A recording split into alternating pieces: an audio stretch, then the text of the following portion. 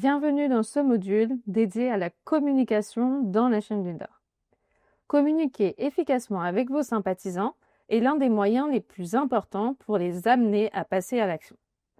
Nous allons nous intéresser à deux outils puissants qui vous permettent d'atteindre votre audience, les campagnes d'email et les séries d'emails automatisées.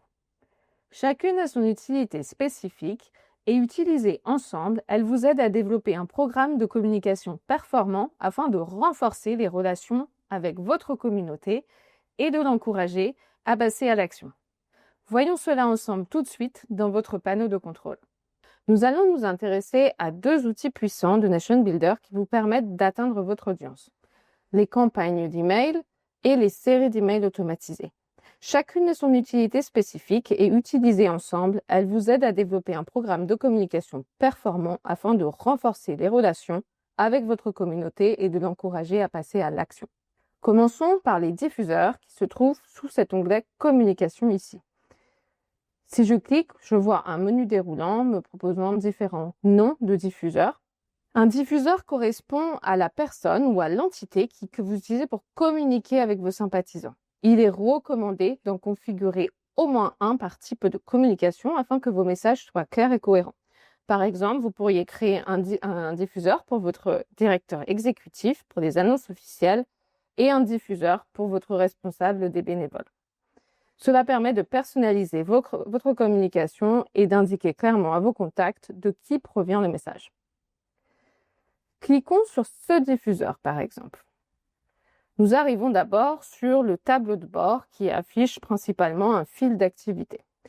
En allant dans l'onglet Paramètres, vous pouvez ici mettre à jour le nom de votre diffuseur.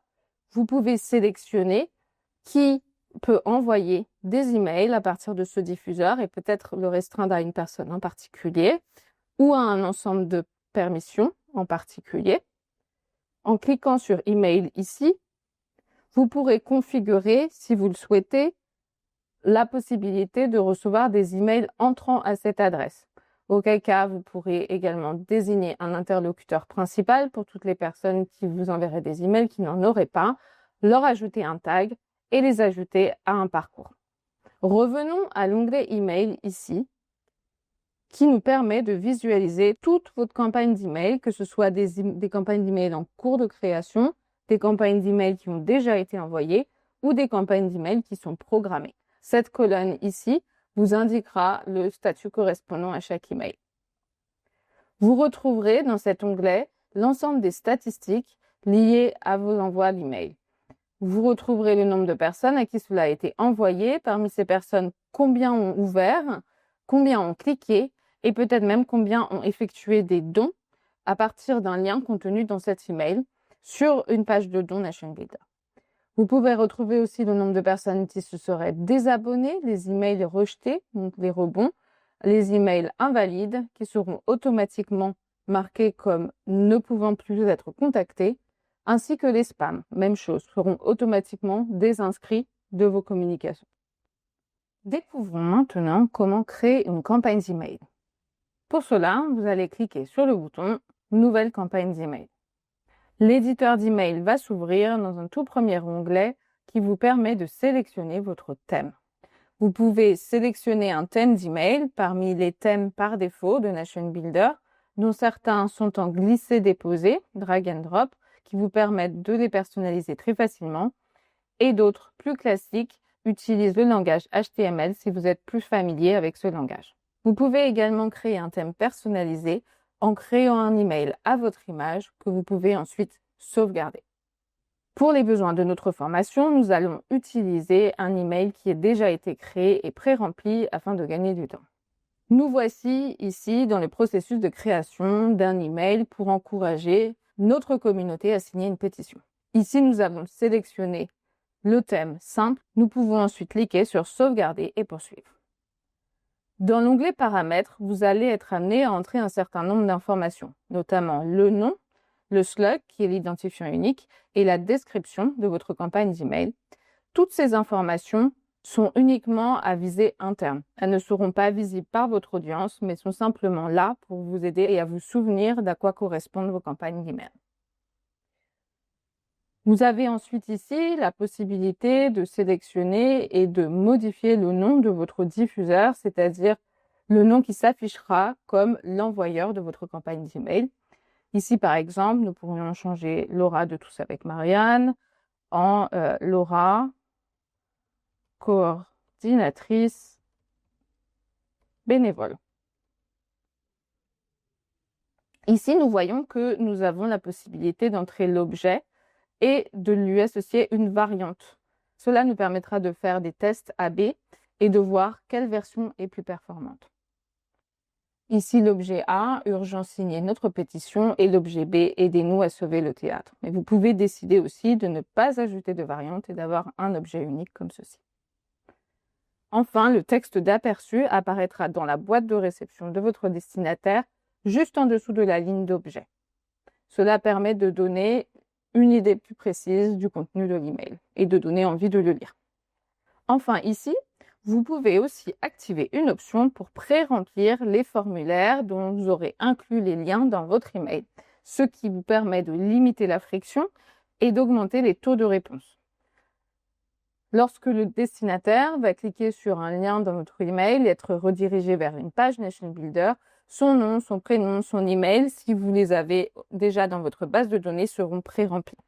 C'est très pratique, mais attention, si le message est transféré, les informations du destinataire initial resteront pré-remplies sur les formulaires. Cela peut être source de confusion et vous pouvez donc décider de désactiver cette fonctionnalité. Sauvegardons et passons maintenant au contenu. Nous voyons ici l'email dans sa version finale.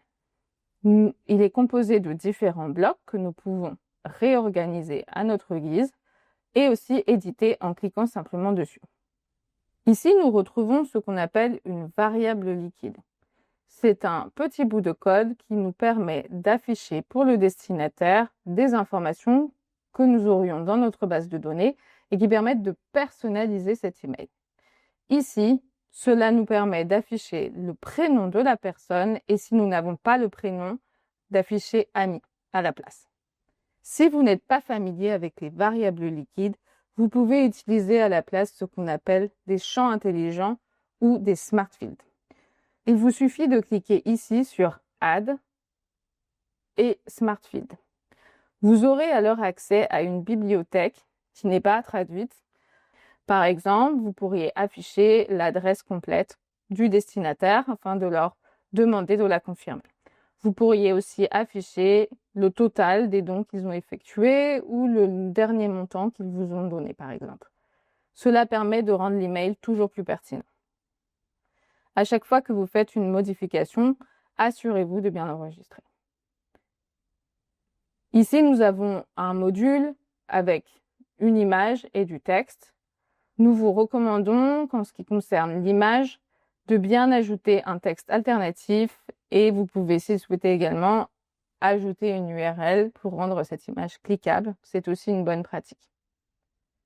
Vous pourrez éditer le style de ce bloc de contenu et par exemple changer l'image de place ou la rendre plus centrée ou l'agrandir en quelques clics. Et voilà. Nous avons ici un bouton. C'est recommandé que chaque email ait un appel à l'action qui soit clair et précis. Dans ce cas, nous encourageons notre communauté à signer la pétition. Ça y est, notre contenu est prêt. Nous pouvons maintenant utiliser les boutons ici pour vérifier le rendu sur un téléphone portable et sur un ordinateur de bureau. Nous pouvons envoyer un email de test, ce qui est recommandé avant chaque envoi.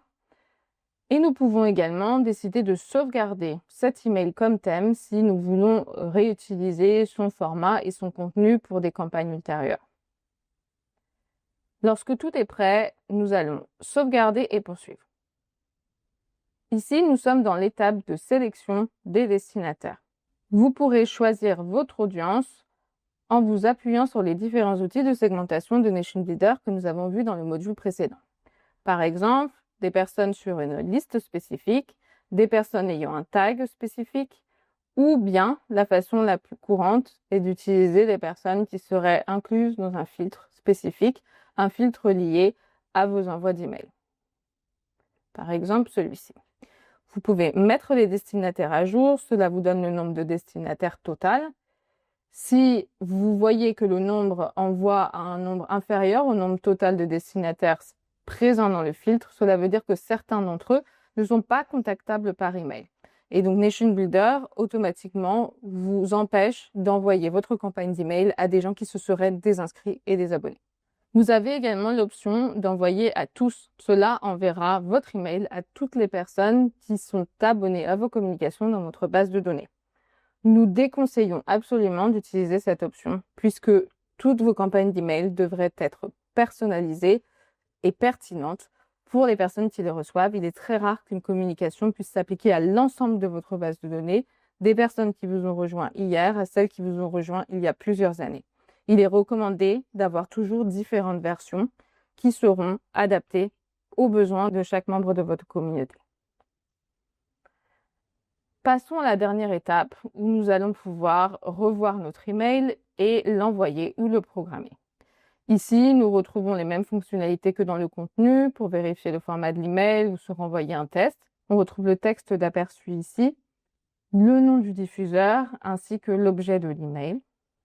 Nous pouvons au besoin les modifier ici et lorsque tout est prêt, nous pouvons soit envoyer l'email maintenant ou bien le programmer pour un envoi à une date ultérieure. Une fois l'envoi terminé, consultez vos statistiques, vos taux d'ouverture, de clics, de conversion.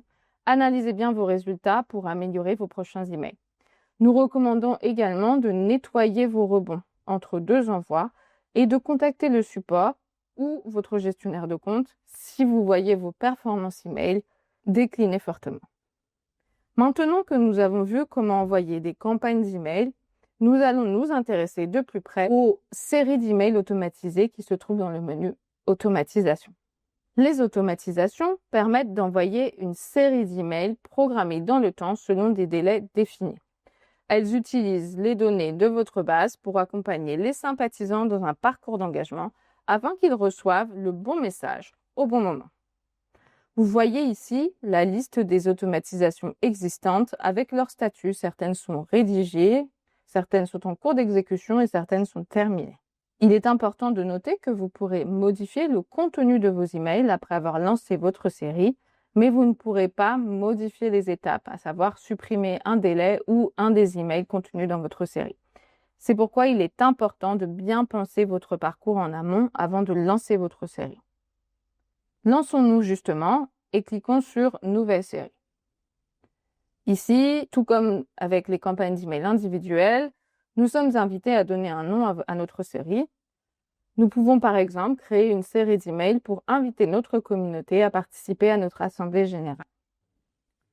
Nous entrons le nom ici, ainsi que la description qui reste optionnelle mais peut vous rappeler de l'objet de votre série. On clique sur Créer et nous allons maintenant pouvoir bâtir notre parcours ensemble. Nous allons commencer par choisir la source de notre série. Nous pouvons l'envoyer à une liste, c'est-à-dire que uniquement les personnes présentes sur la liste au moment où nous allons lancer l'automatisation la recevront. Si on ajoute des personnes plus tard sur cette liste, elles ne recevront pas cette automatisation automatiquement. Nous pouvons faire en sorte que l'automatisation soit envoyée à toutes les personnes effectuant une action sur une page bien précise. Par exemple, avoir une série d'emails automatisés pour remercier les donateurs qui seraient liés à notre page de dons. Enfin, la troisième option et la plus populaire est celle d'ajouter une source multiple. Cela nous permettra non seulement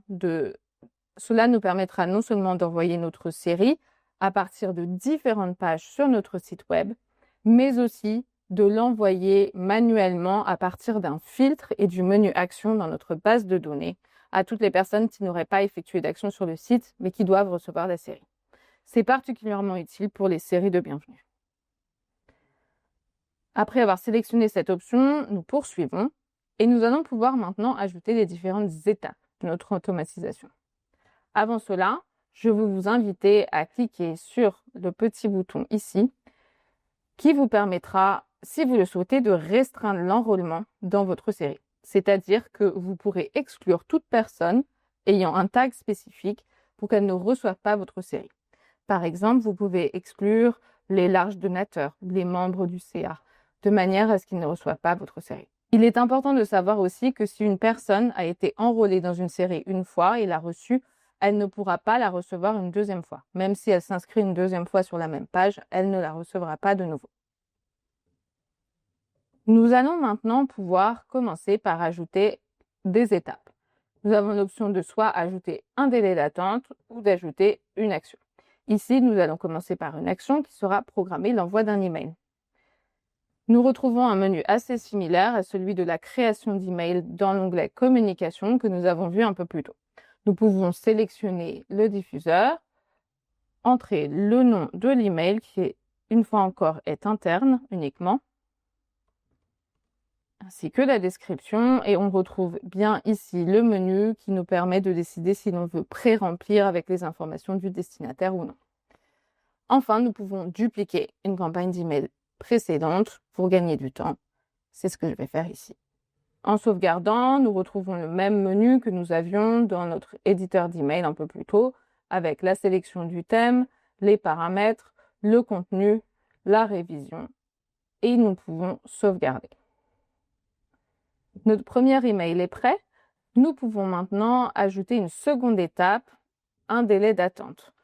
Mon premier email envoyé, je vais vouloir attendre peut-être une semaine avant d'envoyer une relance aux personnes pour qu'elles s'inscrivent à mon événement. C'est chose faite, j'ai ajouté mon délai ici et je vais pouvoir donc ajouter ce second email qui serait une relance pour les personnes qui ne se seraient pas encore inscrites à l'événement. Ici, même chose, nous allons retrouver les étapes.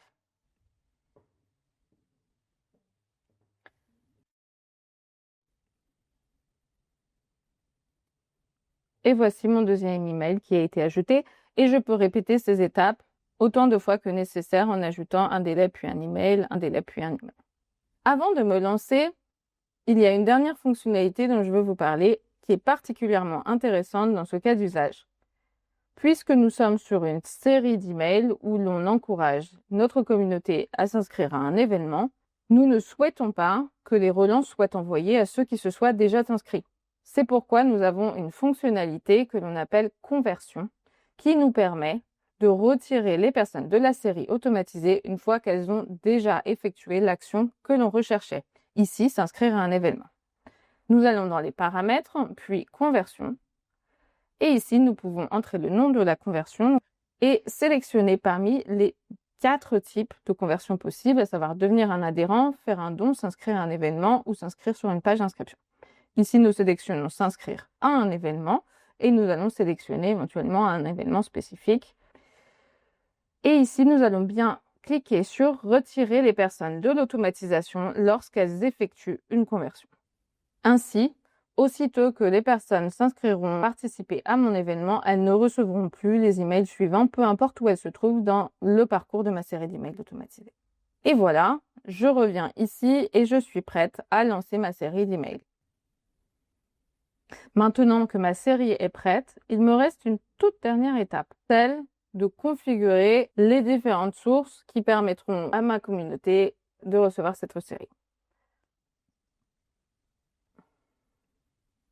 Premièrement, je peux faire en sorte que chaque personne s'inscrivant sur une page spécifique de mon site puisse recevoir cette série d'emails automatisés. Ici, je suis par exemple dans ma page d'inscription. Je vais pouvoir, dans les paramètres d'inscription de cette page, aller sélectionner « Inclure dans une automatisation en cours ». Et ici, je retrouve bien mon automatisation et je peux sauvegarder dans les paramètres de manière à ce que toute personne s'inscrivant sur cette page reçoive bien mon automatisation. L'autre option sera d'aller dans ma communauté et à partir d'un filtre, peut-être un filtre que j'aurais déjà enregistré par exemple, utiliser le menu Action ici et cliquer sur Inclure dans une automatisation. Je vais là aussi sélectionner mon automatisation et ça me permettra de l'envoyer immédiatement à l'ensemble des personnes de ce filtre qui n'auraient pas le tag que j'ai exclu, qui seraient abonnés pour recevoir des communications par email et qui n'auraient pas déjà reçu ma série. Donc tout cela se fait automatiquement et l'envoi est programmé. Toutes ces personnes ont été ajoutées. Une fois que ma série a été lancée, je peux retrouver les résultats progressivement et voir le nombre de personnes à qui cela a été envoyé, combien l'ont ouvert, combien ont cliqué, les dons, etc. Je pourrais également retrouver le nombre et le pourcentage de conversion ici. C'est la fin de ce module dédié à la section communication. Vous êtes maintenant prêt à envoyer des communications plus ciblées et personnalisées qui renforcent les relations et motivent les gens à passer à l'action. À vous de jouer. Et pour continuer de développer vos compétences sur Nation Builder, abonnez-vous à notre chaîne YouTube et on se retrouve très vite dans une prochaine vidéo.